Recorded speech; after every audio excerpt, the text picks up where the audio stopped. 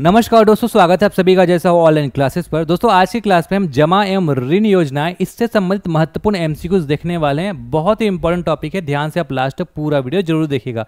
अगर आपने सहकारिता का टॉपिक वाइज एमसीक्यूज नहीं खरीदा तो अभी भी मात्र 99 रुपीज़ में आपका topic wise test series available है सहकारिता का। इसके लिए आपको प्ले स्टोर पर जाकर Ajay Sahu online classes search करके मोबाइल एप्लीकेशन डाउनलोड कर लेना है। यहाँ पे आपको टॉपिक वाइज टेस्ट सीरीज मिल जाएगा और इस टेस्ट सीरीज में आपको हर एक टॉपिक का एमसीक्यूज विद सॉल्यूशन मिलेगा। जैसे कि अभी हम एक टॉपिक पढ़ रहे हैं जमा एवं ऋण योजनाएं, इसमें टॉप 45 एमसीक्यू डिस्कस करेंगे। उसी तरीके से टेस्ट सीरीज में आपको हर एक इंडिविजुअल टॉपिक का क्वेश्चन मिलेगा और उसका आंसर मिलेगा, सॉल्यूशन वगैरह मिल जाएगा। जैसे आज का आप वीडियो देखेंगे तो आपको क्वेश्चन का लेवल पता चल जाएगा, किस तरीके से क्वेश्चन पूछे जा सकते हैं, आंसर क्या लेना चाहिए, ये सब कुछ पता चल जाएगा। इसी तरीके से आप मात्र 99 रुपीज़ में टेस्ट सीरीज ले सकते हैं और आप अपने एग्जाम की तैयारी बहुत अच्छे तरीके से कर सकते हैं। तो इसको फटाफट ले लीजिएगा, बहुत ही कम प्राइस में अवेलेबल है। आज का जो पहला प्रश्न है वो हम देखते हैं। प्रधानमंत्री जन धन योजना, इसको शॉर्ट में पीएमजेडीवाई भी कहा जाता है, तो इसको भी आप याद रख लीजिएगा। कई बार क्वेश्चन डायरेक्ट ऐसा पूछ दिया जाता है कि पीएमजेडीवाई योजना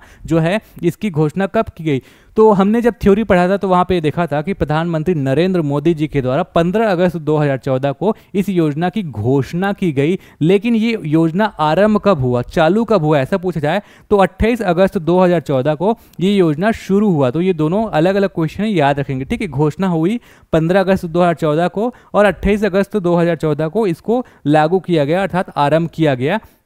अब ये जो योजना है प्रधानमंत्री जन धन योजना, शुरू किसके द्वारा किया गया, तो आप याद रखेंगे जो प्रधानमंत्री नरेंद्र मोदी जी है इनके द्वारा ये योजना शुरू किया गया। और प्रधानमंत्री जन धन योजना जो है वो किससे संबंधित है, ये वित्तीय समावेशन कार्यक्रम से संबंधित है। अब यहाँ पे आप ध्यान देंगे, ये जो वित्तीय समावेशन कार्यक्रम है वो वास्तव में क्या होता है, जो समाज के पिछड़े और जो कम आय वर्ग वाले लोग हैं उनको वित्तीय सेवाएं मुहैया कराना या फिर बैंकों से जोड़ना, इसका मुख्य उद्देश्य था प्रधानमंत्री जन धन योजना का, ठीक है।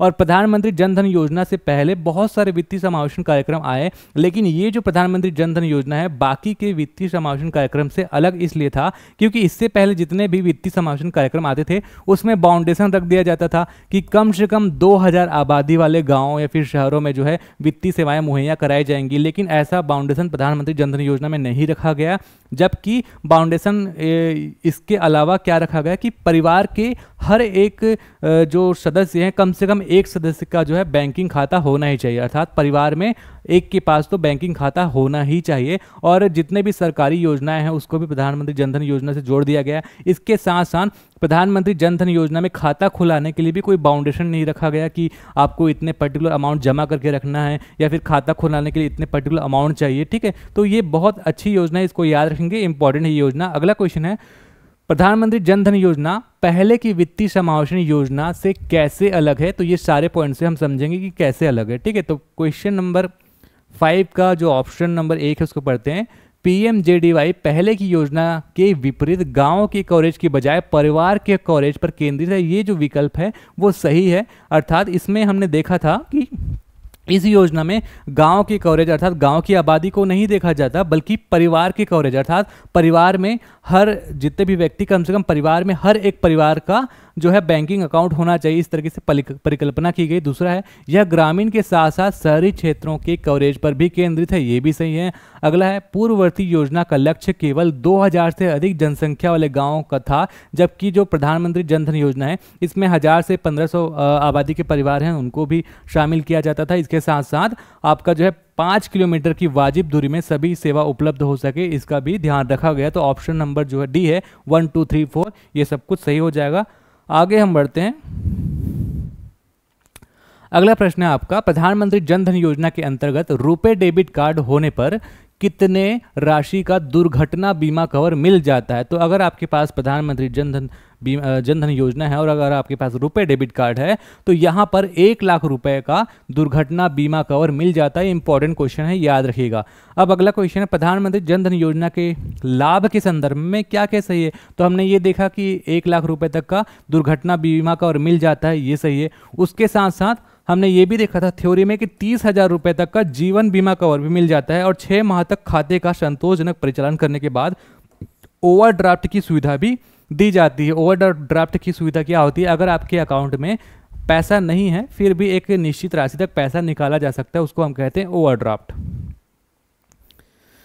फिर अगला है आपका 28/12/2022 की स्थिति में कुल कितने प्रधानमंत्री जन धन योजना खाते खोले जा चुके हैं। तो हमने इकोनॉमिक सर्वे का जो ये पीडीएफ था उसको पढ़ाया था आपको, और ये चार्ट वगैरह भी पढ़ा दिया था। इसमें हमने देखा था कि अभी हाल ही में जो छत्तीसगढ़ आर्थिक सर्वेक्षण है उसका पेज नंबर 75 आप चाहे तो देख सकते हैं। तो यहाँ पे लिखा हुआ स्पष्ट कि कुल 47.83 करोड़, यहाँ पे आप देखेंगे 47.83 करोड़ खाते खोले जा चुके हैं। अब ये जो डेटा है वो आपका इकोनॉमिक सर्वे के हिसाब से देखने को मिलता है, लेकिन अगर आप प्रधानमंत्री जन धन योजना का ऑफिशियल वेबसाइट खोलेंगे, इस वेबसाइट में जाकर आप चेक कर सकते हैं, तो यहाँ पे अभी जो वर्तमान है वो भी लिखा हुआ है कि अभी तक 50.56 करोड़ लाभार्थियों ने बैंकों में धनराशि जमा की है। ठीक है, तो ये जो डेटा है वो ज़्यादा इंपॉर्टेंट है, आपका छत्तीसगढ़ आर्थिक सर्वेक्षण के हिसाब से क्वेश्चन पूछे जा सकते हैं। अब यहाँ पे अगर ये ऑप्शन ना आए तो हो सके तो आप इसको भी ध्यान में दे सकते हैं, लेकिन ये वाला जो ऑप्शन है उसको आप ध्यान में दीजिएगा। अगला क्वेश्चन है रुपे कार्ड जो है ये कब जारी किया गया। तो रुपे कार्ड आप याद रखेंगे 8 मई 2014 को जारी किया गया। भारत के राष्ट्रपति उस समय तो कौन थे, प्रणब मुखर्जी, इनके द्वारा जो है रुपे कार्ड जो है जारी किया गया। और रुपे कार्ड जो है हमारे राष्ट्र का, हमारे भारत देश का एक जो है भुगतान प्रणाली सेवा है। इसमें क्या होता है कि हमारी जो जैसे कि हम लोग ऑनलाइन ट्रांजैक्शन के लिए फिर जो है ATM card, debit card, credit card, इसके लिए क्या है अंतर्राष्ट्रीय लेवल पे निर्भर थे। ठीक है, जितने भी जैसे वीज़ा कार्ड हो गया, आपका मास्टर कार्ड हो गया, ये बाहर की कंपनी है, तो उससे छुटकारा पाने के लिए एनपीसीआई ने रुपे कार्ड लॉन्च किया था, ताकि जो ट्रांजैक्शन के दौरान जो भी चार्जेस होने चाहिए, जो बाहर चले जाते हैं देश के पैसे, वो पैसे हमारे पास ही रहे। और इसके साथ साथ हमारे जो देश में है इस तरह की सुविधा होनी चाहिए, इस तरीके से रुपे कार्ड को लॉन्च किया गया था। रुपे कार्ड निम्न में से किसके द्वारा शुरू किया गया, ये इंपॉर्टेंट क्वेश्चन याद रखेंगे। रुपे कार्ड जो है एनपीसीआई के द्वारा लॉन्च किया गया, आप इसको याद रखेंगे। एनपीसीआई क्या होता है, इसका फुल फॉर्म क्या होता है, ये भी हम आगे क्वेश्चन में देख लेंगे। तो रुपे कार्ड जो है राष्ट्रीय भुगतान निगम NPCI, national payment corporation of India के द्वारा जारी किया गया। अब इसका हिंदी नाम भी याद रखेंगे, राष्ट्रीय भुगतान निगम, इनके द्वारा जारी किया गया। ठीक है, अब आगे बढ़ते हैं क्वेश्चन, अगला क्वेश्चन देख लेते हैं। अगला क्वेश्चन है रुपे डेबिट कार्ड ग्राहकों को बिना किसी शुल्क के कितने रुपए का दुर्घटना बीमा कवर प्रदान करता है। तो 1 लाख रुपए का दुर्घटना बीमा कवर प्रदान करता है रुपे डेबिट कार्ड। एनपीसीआई का पूरा नाम क्या है, देखिए इस तरीके से आपको क्वेश्चन जो है पूछेगा, तो एनपीसीआई का भी थोड़ा सा ऑप्शन देखेंगे तो आप कंफ्यूज हो सकते हैं। इस तरीके से मैंने बनाया है। एनपीसीआई का पूरा नाम है national payments corporation of India, इसको आप याद रखेंगे, पूछा जा सकता है। फिर अगला है दिनांक 31/12/2022 तक कुल कितने लाख किसान क्रेडिट कार्ड केसीसी जारी किए जा चुके हैं। तो 16.87 लाख किसान क्रेडिट कार्ड जारी किए जा चुके हैं। रुपे किसान क्रेडिट कार्ड के संबंध में क्या सही है, देखिए पहले क्या है, केसीसी जो है किसान क्रेडिट कार्ड जो है रुपे कार्ड से लिंक नहीं था। जब रुपे कार्ड को लिंक किया गया तो उसके बाद जितने भी गवर्नमेंट की सेवाएं हैं, जैसे केसीसी हो गया, डायरेक्ट बेनिफिट ट्रांसफ़र हो गया है ना, इस सबको रुपे कार्ड से जोड़ा गया। तो अब हम देखेंगे कि दिसंबर 2022 तक आपका 11,56,525 रुपये क्रेडिट किसान क्रेडिट कार्ड जो है किसानों को सहकारी बैंकों के माध्यम से जारी किए जा चुके हैं। तो ये आंकड़ा भी आप चाहो तो याद रख सकते हो, डायरेक्ट ये भी पूछा जा सकता है। ठीक है, तो ये ऑप्शन सही है आपका। रुपे किसान क्रेडिट कार्ड प्राप्त करने हेतु जिला राज्य सहकारी बैंक की शाखा में बचत शाखा होना आवश्यक है, ये ऑप्शन भी सही है। किसान का सेवा सहकारी समिति में कार्डधारी होना आवश्यक है, ये ऑप्शन भी सही है। तो उपरोक्त सभी इसका सही जवाब हो जाएगा। फिर अगला है आपका क्वेश्चन, मुद्रा योजना में आपका जो मुद्रा का फुल फॉर्म है ये भी पूछा जा सकता है। तो मुद्रा योजना का फुल फॉर्म क्या होता है, micro units development refinance agency. इस योजना को क्यों शुरू किया गया, ताकि जो छोटे उद्यमी हैं, छोटे दुकानदार हैं, उनको जैसे ऋण वगैरह मिलने में दिक्कतें होती हैं, उस दिक्कत को दूर करने के लिए इस योजना को शुरू किया गया। और इस योजना के अंतर्गत 3 चरण में शिशु, किशोर और तरुण, इन 3 चरणों में ऋण दिया जाता है। आगे हम उस चीज़ को भी डिस्कस कर लेंगे। ठीक है, मुद्रा योजना कब शुरू किया गया ऐसा पूछा जाए तो मुद्रा योजना 8 अप्रैल 2015 को चालू किया गया। अब यहाँ पर हम देखेंगे कि मुद्रा योजना के तहत जो ऋण मिलते हैं छोटे उद्योगों एवं दुकानदारों को, तो ये जो ऋण है वो कितने चरणों में दी जाती है। तो ऋण जो है 3 चरणों में दी जाती है, ये याद रखेंगे। कौन कौन से 3 चरण, शिशु ऋण योजना, किशोर ऋण योजना और आपका तरुण ऋण योजना। अब यहाँ पे ये क्वेश्चन भी पूछा जा सकता है कि शिशु ऋण योजना के अंतर्गत कितना राशि मिलता है, किशोर ऋण योजना के अंतर्गत कितना राशि मिलता है, तो वो क्वेश्चन भी मैंने आगे प्रिपेयर किया हुआ है, यहाँ पे आप देख लीजिए, है ना। मुद्रा योजना के शिशु ऋण योजना के अंदर कितनी राशि का प्रावधान है, तो याद रखेंगे शिशु ऋण योजना के अंतर्गत 50,000 रुपए का प्रावधान है, अर्थात 50,000 रुपए तक का ऋण आप शिशु ऋण योजना के अंतर्गत ले सकते हैं। जबकि जो किशोर ऋण योजना है इसके अंतर्गत आप 50,000 से 5 लाख रुपए तक का ऋण ले सकते हैं, और तरुण ऋण योजना के अंतर्गत आप 5 लाख से लेकर 10 लाख रुपए तक के ऋण ले सकते हैं। अगला क्वेश्चन है, प्रधानमंत्री जीवन ज्योति बीमा योजना की शुरुआत कब की गई, तो प्रधानमंत्री जीवन ज्योति बीमा योजना की जो शुरुआत है वो कोलकाता से की गई प्रधानमंत्री नरेंद्र मोदी जी के द्वारा 9 मई 2015 को। ये डेट याद रख लेंगे, कब, 9 मई 2015 को। फिर अगला है, प्रधानमंत्री जीवन ज्योति बीमा योजना की शुरुआत कहाँ से की गई, मैंने जस्ट अभी बताया कि कोलकाता से इसकी शुरुआत की गई। प्रधानमंत्री जीवन ज्योति बीमा योजना अंतर्गत पॉलिसी को खरीदने के लिए हर साल कितने रुपए का जो प्रीमियम है वो देना पड़ता है, तो अगर आप इकोनॉमिक सर्वे का पीडीएफ देखेंगे तो वहाँ पे 330 रुपये लिखा हुआ है, 330 रुपये हर साल प्रीमियम, लेकिन अब ये बढ़ गया है, प्रीमियम बढ़कर 436 हो गया है। तो इसका वैसे सही आंसर 436 होगा, लेकिन अगर 436 ऑप्शन में ना हो तो आप 330 ले सकते हैं, क्योंकि 330 पहले था, अब ये बढ़ गया है, ठीक है। तो इसका आंसर अभी 436 आएगा, लेकिन अगर ये ऑप्शन में ना हो तो आप 330 ले सकते हैं।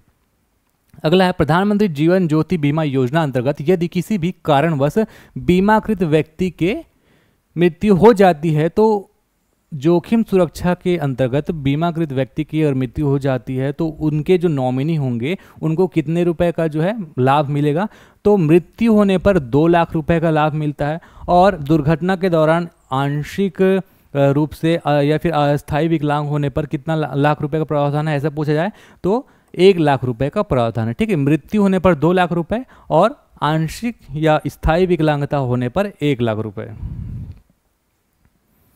अगला है, प्रधानमंत्री सुरक्षा बीमा योजना की शुरुआत कब की गई, तो हम इससे जो पहले पढ़ रहे थे वो क्या था, ये था प्रधानमंत्री जीवन ज्योति बीमा योजना। अब ये हम पढ़ रहे हैं वो है आपका प्रधानमंत्री सुरक्षा बीमा योजना। इन दोनों की शुरुआत एक साथ की गई थी 9 मई 2015 को, कहाँ से, कोलकाता से, ठीक है। दोनों की जो है शुरुआत एक साथ की गई थी।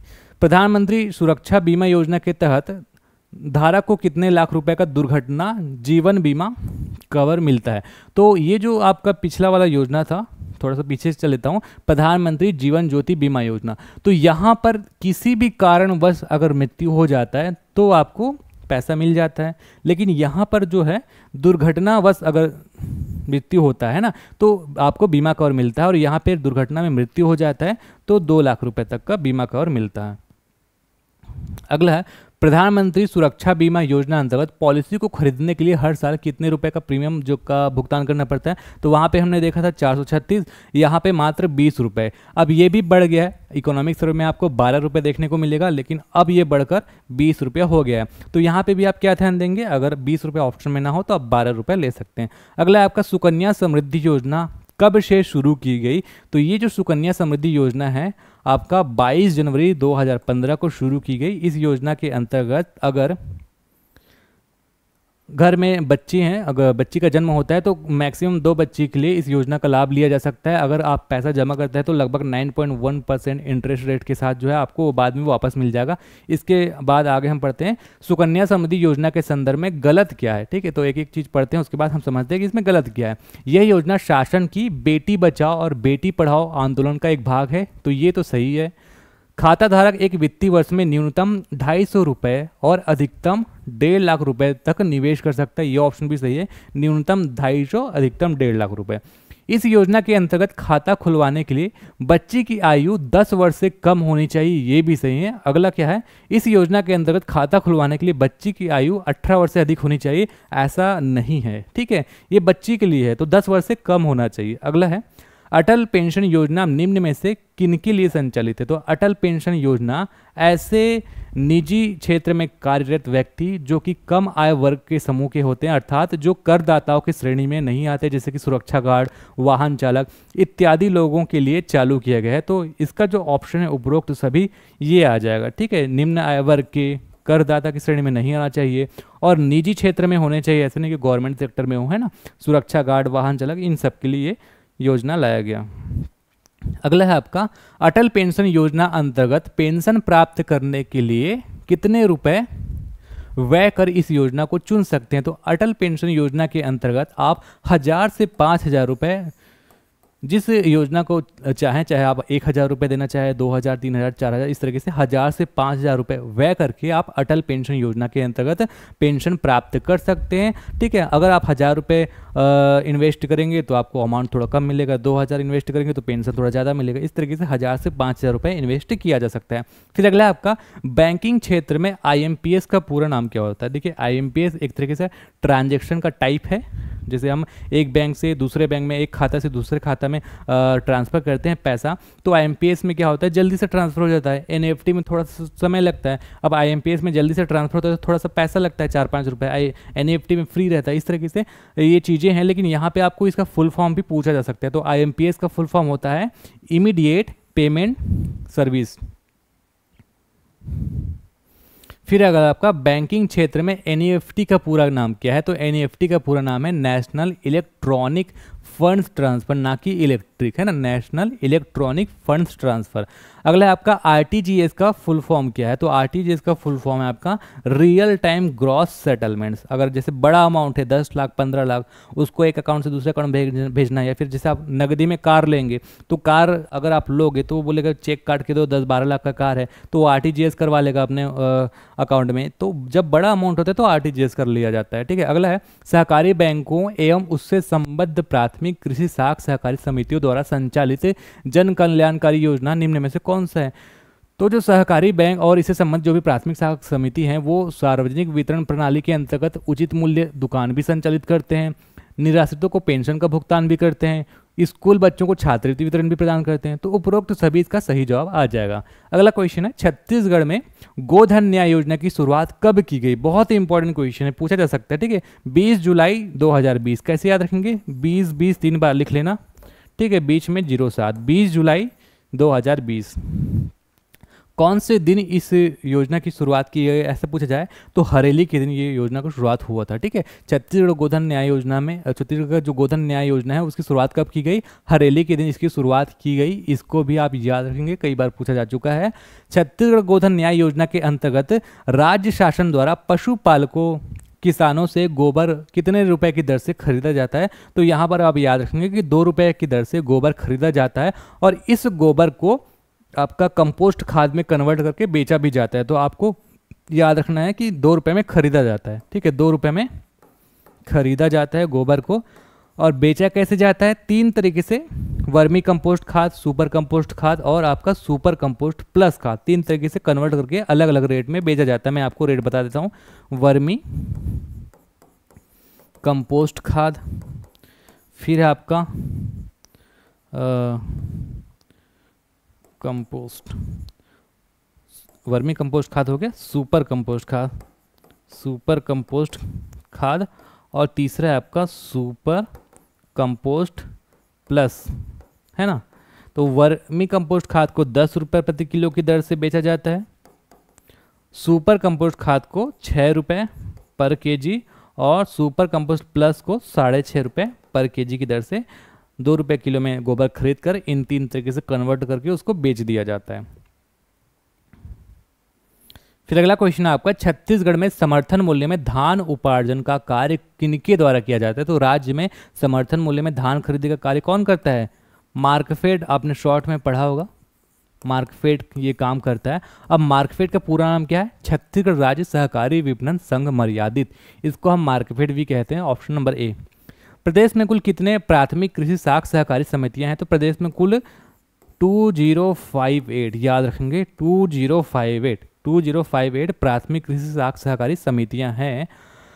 अब ये क्वेश्चन घुमाकर इस तरीके से भी पूछा जा सकता है कि देखिए, धान उपार्जन का कार्य प्राथमिक कृषि साख सहकारी समितियों के द्वारा किया जाता है। अब प्रदेश में कुल है 2058, तो प्रदेश के कुल 2058 प्राथमिक कृषि सहकारी समितियों में से कितने प्राथमिक कृषि साख सहकारी समितियों के द्वारा धान उपार्जन अर्थात धान खरीदी का कार्य किया जाता है।